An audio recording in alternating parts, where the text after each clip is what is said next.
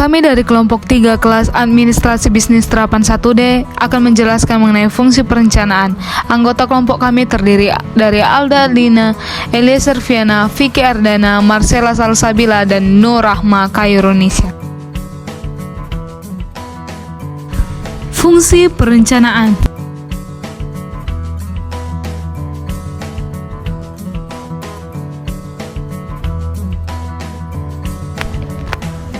Pengertian perencanaan ataupun planning. Perencanaan menurut AB dalam Olfanif adalah susunan atau rumusan sistematika mengenai langkah-langkah, tindakan-tindakan yang akan dilakukan di masa depan dengan didasarkan pada pertimbangan-pertimbangan yang sesama atas potensi faktor-faktor eksternal dan pihak-pihak yang berkepentingan dalam rangka mencapai suatu tujuan tertentu. Selanjutnya ada tujuan perencanaan. Tujuan perencanaan menurut Stephen Robbins dan Mary Coulter dalam Wikipedia adalah memberikan pengarahan yang baik, menguraikan ketidakpastian, meminimalisir pemborosan, menetapkan tujuan dan standar yang digunakan dalam fungsi selanjutnya yaitu proses pengontrolan dan evaluasi. Selanjutnya ada tujuan perencanaan dari masing-masing proses. Yang pertama ada perencanaan teknokrat, yang kedua perencanaan partisipatif, yang ketiga ada perencanaan top down, dan keempat ada perencanaan bottom up. Selanjutnya ada prinsip perencanaan. Satu, apa yang akan dilakukan yang merupakan jabaran dari visi dan misi.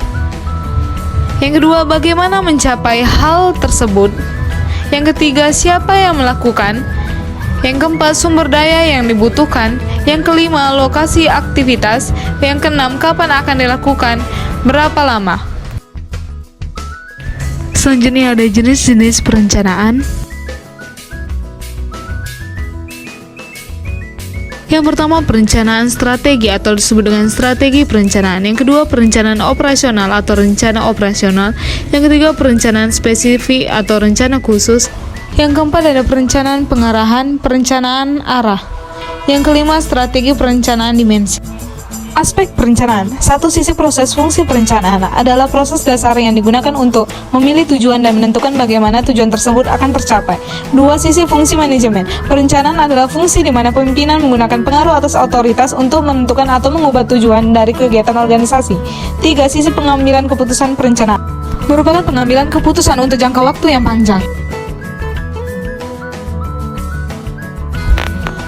Manfaat perencanaan. Sebagai informasi keputusan yang tepat untuk dilakukan sebagai panduan kegiatan dan monitoring, sebagai rantai koordinasi, sebagai dasar monitoring dan evaluasi, sebagai rantai koordinasi, sebagai inventarisasi kebutuhan, sebagai alat untuk mencocokkan perencanaan, pelaksanaan, hasil atau perencanaan, pengembangan dan kesejahteraan. Manajemen strategi. Sekelompok keputusan dan tindakan manajerial yang menentukan kinerja jangka panjang organisasi. Manajemen strategik mencangkup semua dasar fungsi. Manajemen strategi organisasi harus direncanakan, di organisasi, dilaksanakan, dan dikendalikan.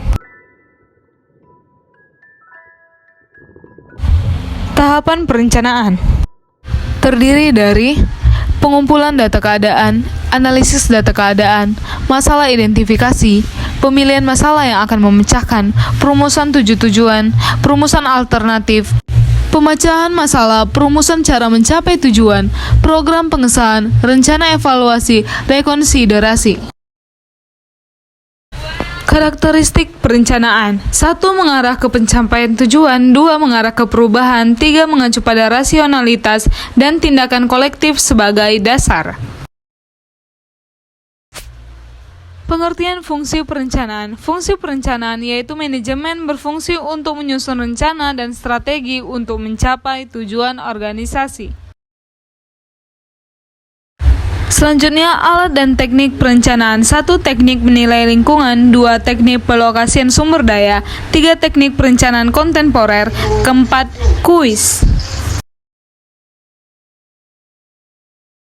Selanjutnya, jenis-jenis perencanaan. Berdasarkan ruang lingkup, ada 3, yaitu rencana strategis atau disebut dengan strategic planning. 2. Rencana taktis atau tactical planning. 3. Rencana terintegrasi planning. Selanjutnya berdasarkan tingkatan, yaitu ada 3 juga, yaitu rencana induk atau master plan, 2 rencana operasional atau operational planning, 3 rencana harian atau day-to-day planning.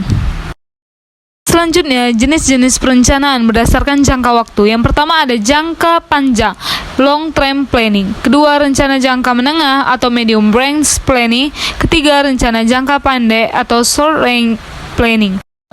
Kegiatan fungsi perencanaan. Yang pertama, menentukan tujuan serta target perusahaan. Yang kedua, menyusun strategi untuk mencapainya. Yang ketiga, menetapkan berbagai sumber daya yang mungkin dibutuhkan. Yang terakhir, menentukan standar keberhasilan selama proses.